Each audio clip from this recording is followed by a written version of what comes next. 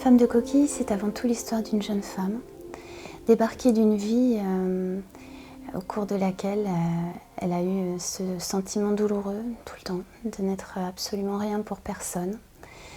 Donc un jour, elle décide de tout quitter et de revenir sur son île natale et réaliser un rêve qu'elle a depuis très longtemps, celui de devenir ostréicultrice.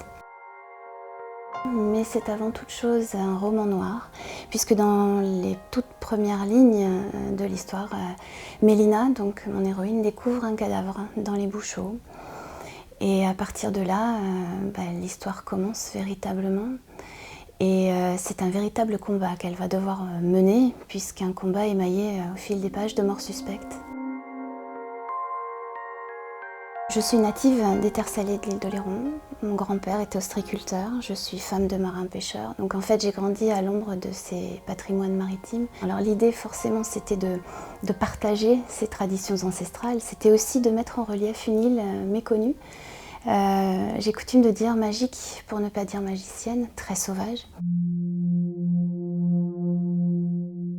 Une fois que le livre a été écrit, j'ai commencé à le faire lire autour de moi.